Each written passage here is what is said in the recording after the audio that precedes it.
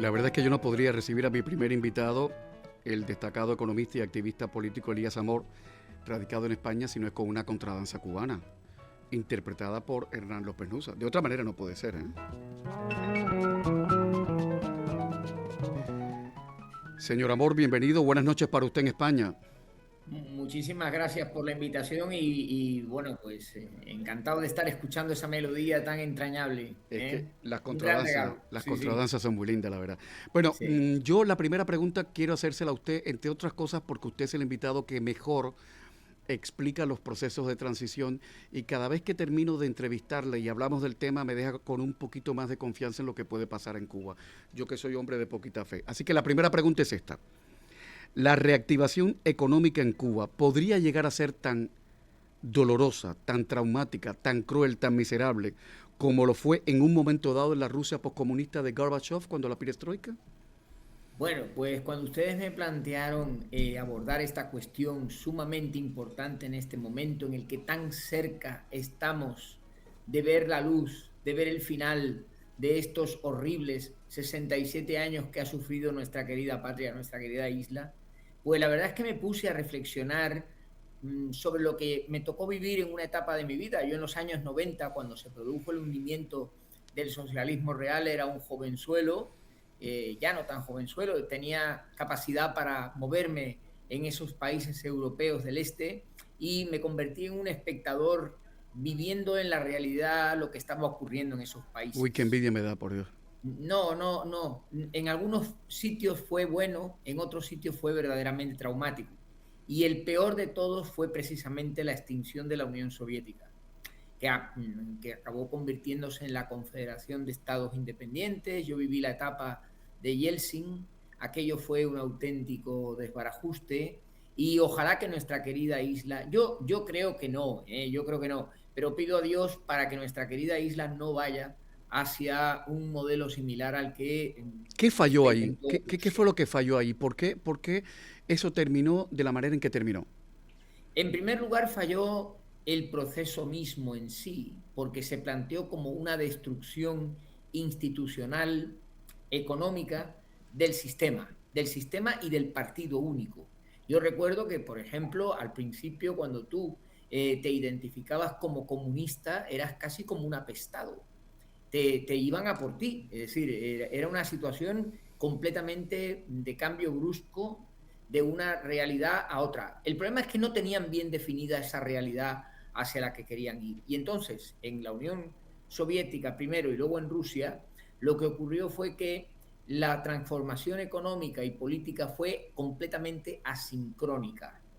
Se empezaron a hacer cambios económicos muy rápidos porque hubo mafias que pertenecían antiguamente al Partido Comunista y que dejaron de ser comunistas inmediatamente para pasar a ser esas grandes corporaciones que tiene Rusia, en donde se controla un negocio que es fundamental, que ahí nos diferencia también a nosotros de Rusia, la energía, el petróleo, el gas natural, las reservas que tiene Rusia, que son incontables, y que se pusieron al servicio de la Unión Europea, que empezó a pagar por esas reservas en unas condiciones muy ventajosas, lo cual cambió el itinerario del comercio. Alemania, además, fue un país que prácticamente movió la transición a la economía de mercado de todos los países del este de Europa. Tú ibas a cualquiera de esos países y lo único que veías era productos alemanes. Esto es real como la vida misma y los que somos europeos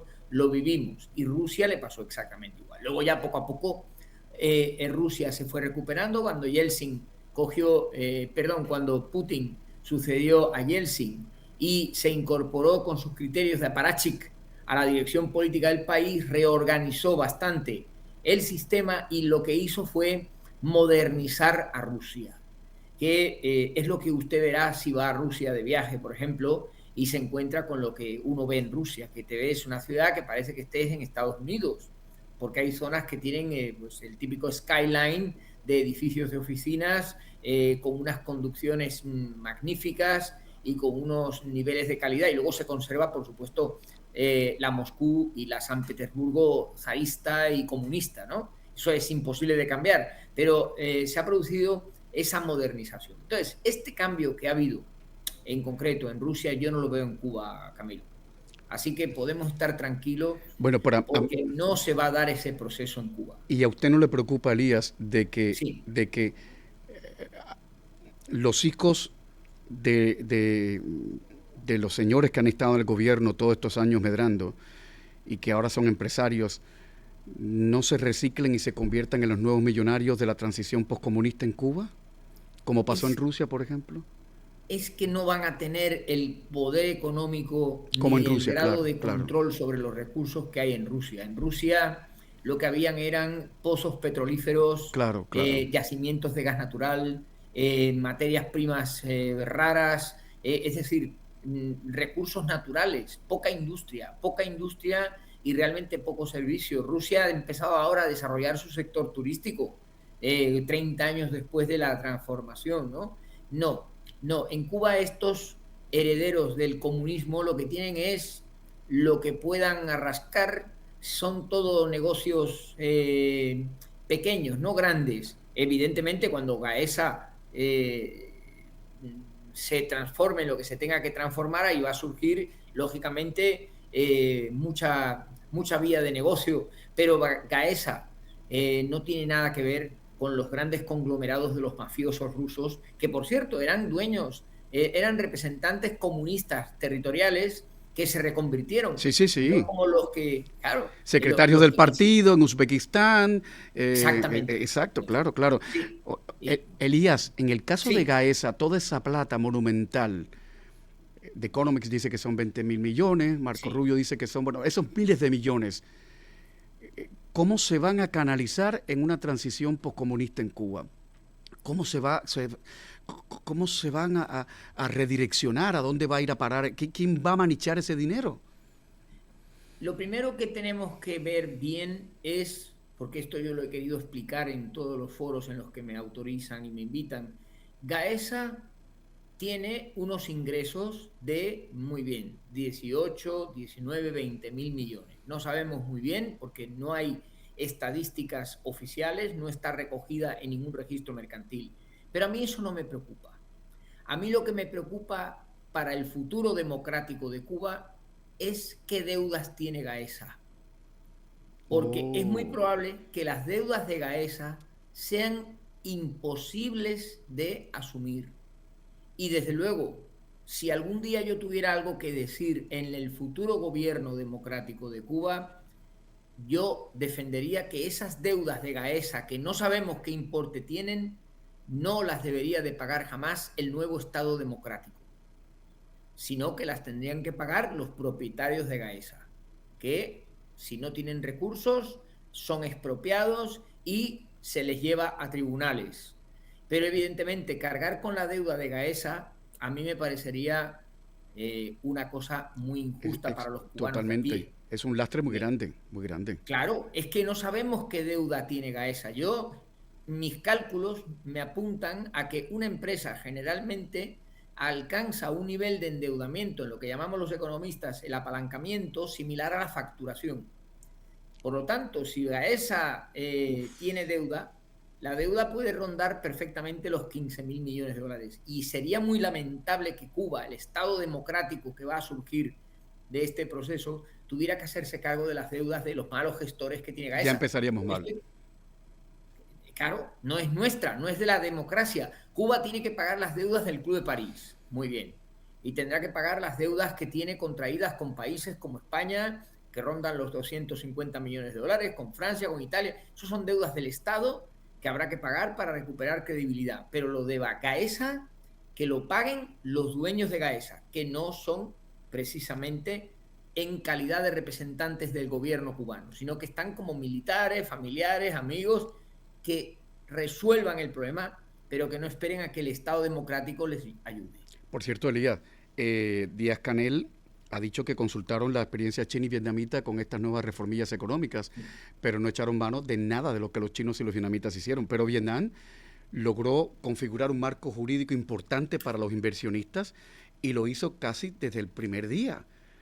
Sí, Eh, lo que Díaz Canel no dice es cómo Vietnam, la experiencia de Vietnam se ve que la ha leído en un cómic. Ha leído los dibujitos, Es un ha tebeo. leído los dibujitos. Porque lo primero que hizo Vietnam fue solicitar la entrada en la Organización Mundial del Comercio.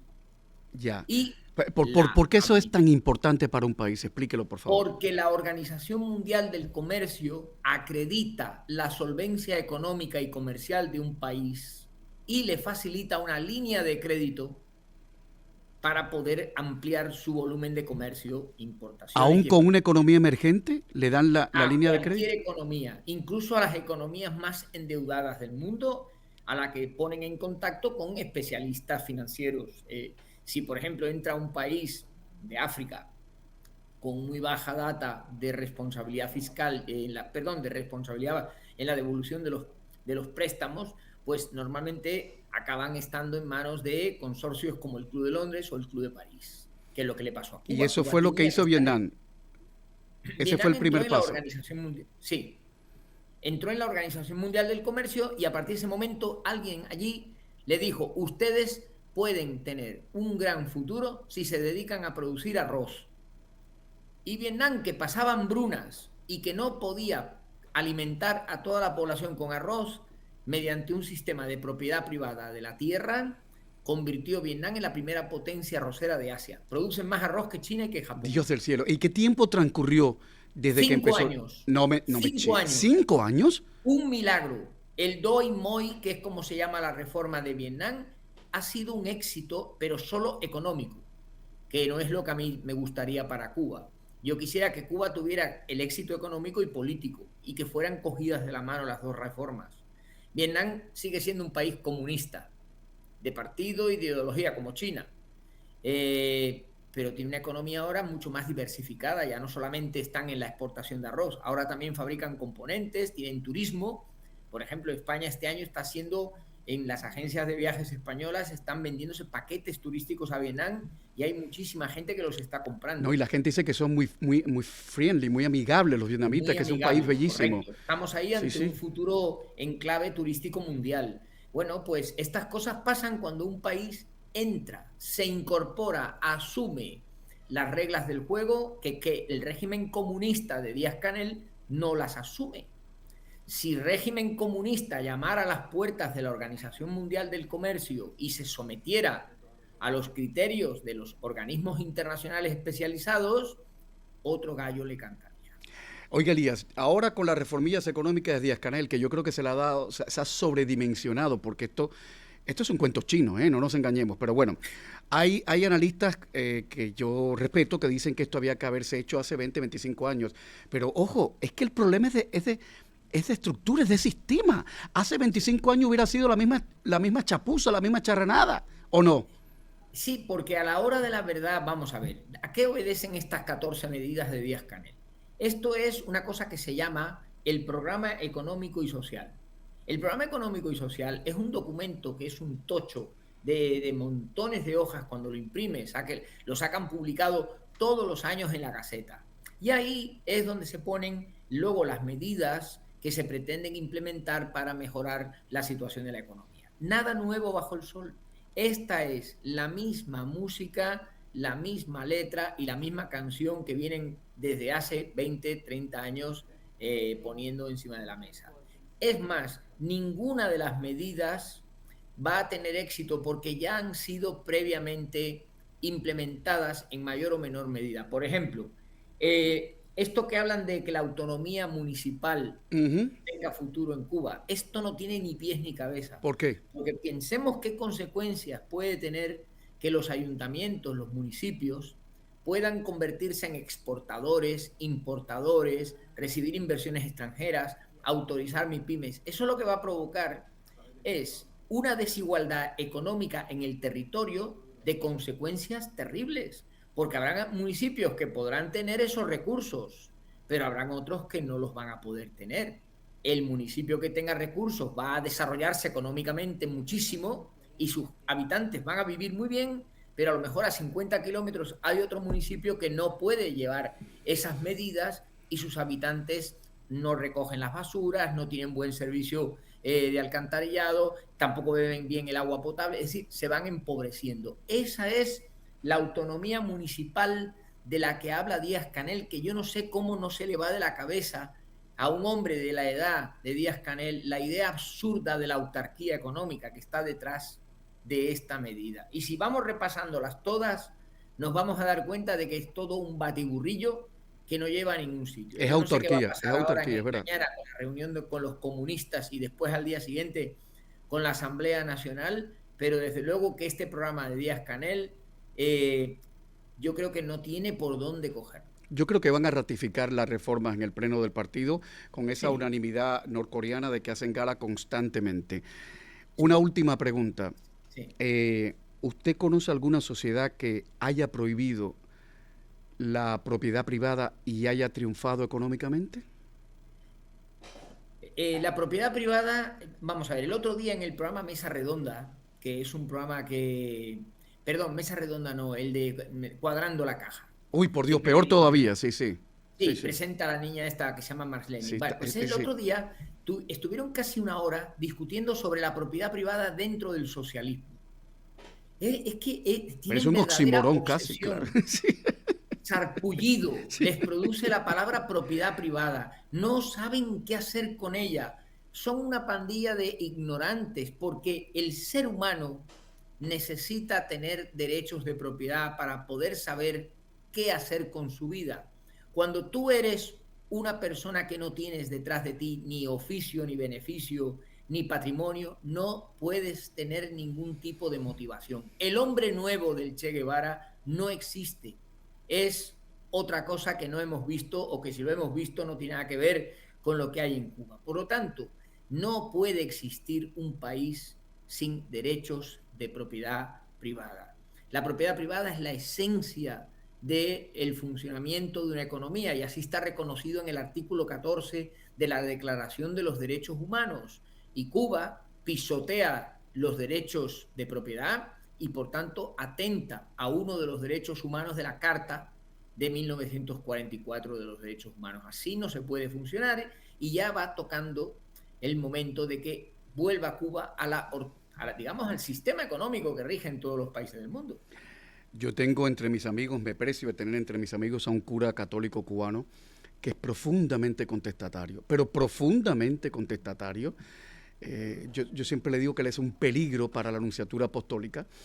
Y un día me dijo, estábamos tomando ron añejo porque a él le encanta el ron añejo, y me dijo, Camilo, ¿tú sabes cuál es el único defecto que yo le veo a la Biblia como texto poético, como texto literario?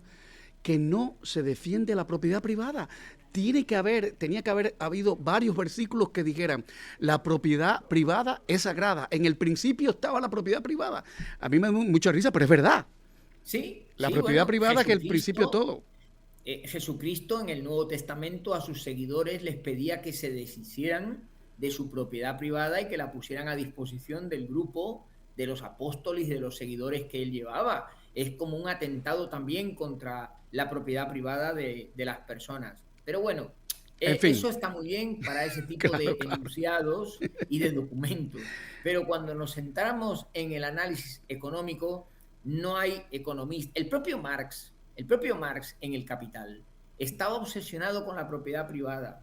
Quería reconstruir un término que le venía de anteriores economistas y que él lo quería convertir para lo suyo, para su interés, pero no le acababa de salir. Entonces, yo creo sinceramente que el mundo ha cambiado, el mundo ha evolucionado y lo que tiene que hacer Cuba como primera medida es restaurar el sistema de propiedad privada que había en la República antes de 1959 con las reformas comunistas y poner el sintonizador a cero para que vuelva de nuevo la economía a funcionar en condiciones normales. Elías Amor, muchísimas gracias. Buenas noches para usted y de verdad muchas gracias por estar en el programa.